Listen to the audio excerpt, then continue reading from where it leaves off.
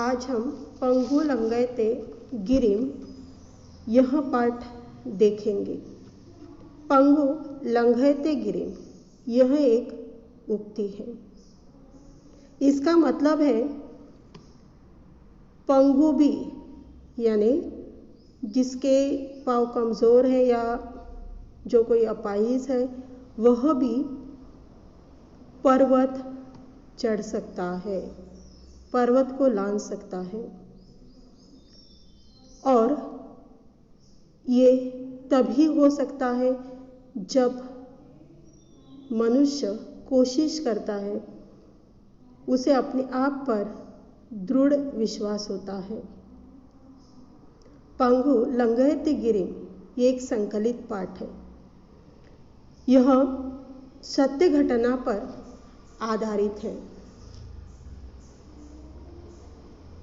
अरुणिमा सिन्हा ने बचपन से ही संसार के सर्वोच्च शिखर एवरेस्ट पर विजय प्राप्त करने का सपना संजोया था, लेकिन एक हादसा हुआ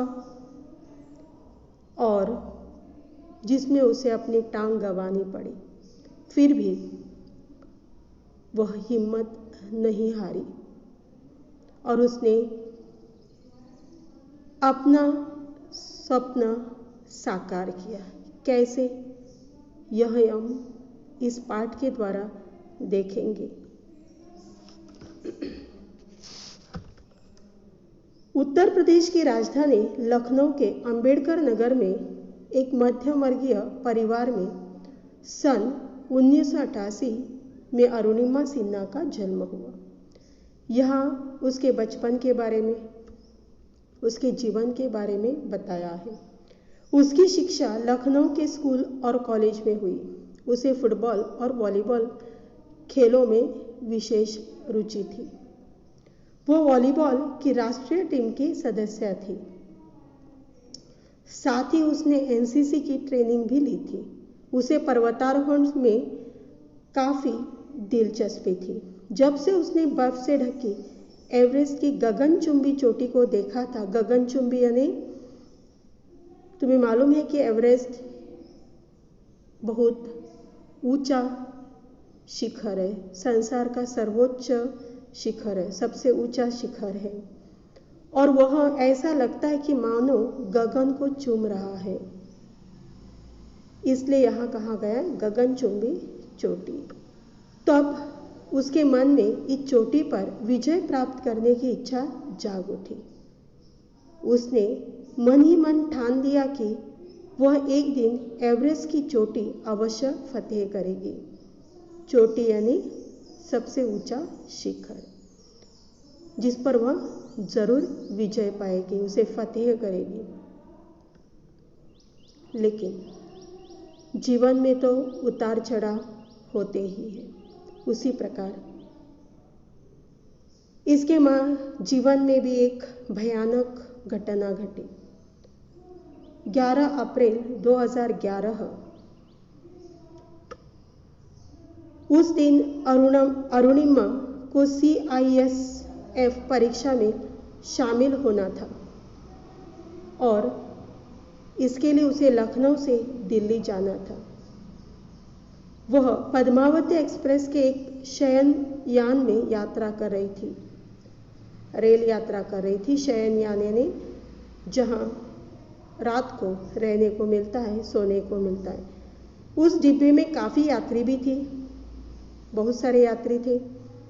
कुछ सोने की तैयारी भी कर रहे थे, कुछ लोग पुस्तकें या समाचार पत्र पढ़ रहे थे। और अरुणिमा भी बैठे बैठे एक पत्रिका के पन्ने पलट रही थी। भविष्य के सुनहरे सपनों में खो गई थी। वह सुनहरे सपने देख रही थी। तभी अचानक किसी ने चेन खींचकर रेलगाड़ी रोक ली और कुछ लुटेरे अंदर घुस गए। उन्होंने यात्रियों की बहुमूल्य वस्तुएं और नकदी यानी पैसे वगैरह लूटना शुरू कर दिया। लोगों ने डर के मारे सब कुछ उनके हवाले कर दिया। वे अरुणिमा के पास भी आए, उसका बैग छीन लिया, उसकी सोने की चेन भी लूट ली।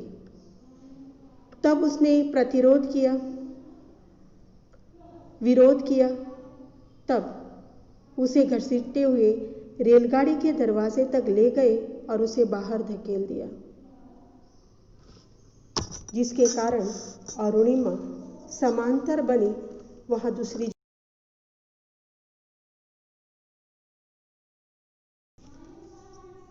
तभी वहां से दूसरी तरफ से और एक रेलगाड़ी आती दिखाई पड़ी। वह खुद को संभालती, तब तक गाड़ी उसके पैरों पर से गुजर गई। रेलगाड़ी है। अरुणिमा पटरी पर लहूलुहान और बेहोशी की अवस्था में पड़ी थी। सारा यानी उस पर लहूलुहान यानी लहू से, खून से वह लथपथ हो गई थी। खून बहने के कारण, और बोलना भी हम लोगों को कठिन हो रहा है। यहाँ उसके पैर पर से रेलगाड़ी गई हुई है, पैर उसका कुचल दिया गया है और इस हालत में वह वहाँ पड़ी रही। वह अपनी जुबान से ये पूरी कहानी बता रही है। उसका वीडियो भी मैं तुम्हें भेजने वाली हूँ। आगे हम दूसरे भाग में देखेंगे।